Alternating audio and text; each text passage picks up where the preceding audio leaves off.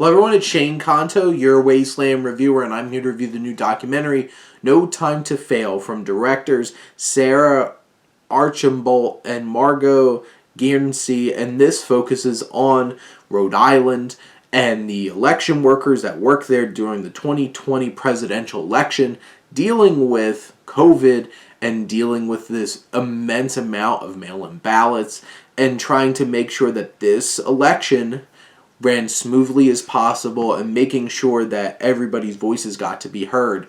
And I have to say, for the most part, this film does avoid the politics of it all.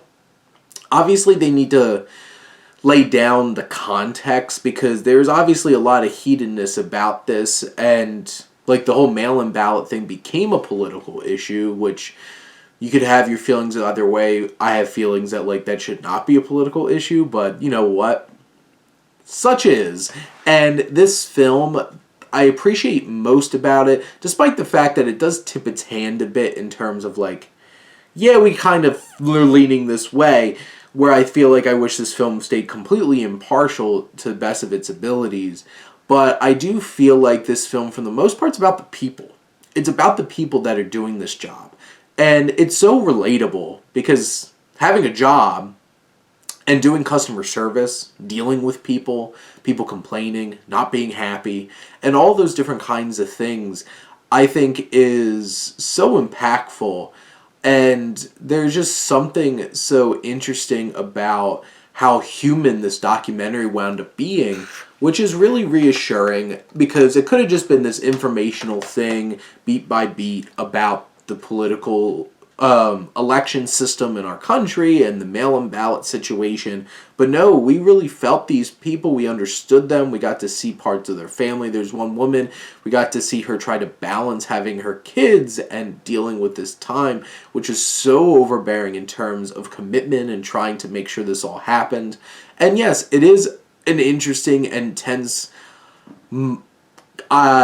topic and concept for this film, and there are tense moments, and they're able to capture that tension, but you know, it's so deeply human. And taking that step back from just this general, like, this is how this the campaigns ran, this is how election ran. No, it's about these people and trying to do the best job that they can, while also dealing with all the critics, everybody trying to tell them they're doing a horrible job. And honestly, it gives you appreciation for people who are doing those thankless jobs, and this is definitely one of them. And they capture the challenges of it, the tension, the discomfort, people wanting to leave because they just can't handle it. There's moments where some of our people that we are following are on the verge of quitting because they just can't deal with it anymore, and that's understandable. And yes, this is about that election process in the 2020 election, but it is about the people that had to work it, had to make this work, and follow these rules and deliver something that was meaningful and representative of the American people, of the people of Rhode Island. And I appreciated that they just focused on one state, on one group of people, because we were able to make a better connection with it. And I thought this was a really effective film. But those are my thoughts on No Time to Fail. Let me know what you think, and let's talk some movies. But thank you, as always, for tuning in and supporting your Wasteland reviewer.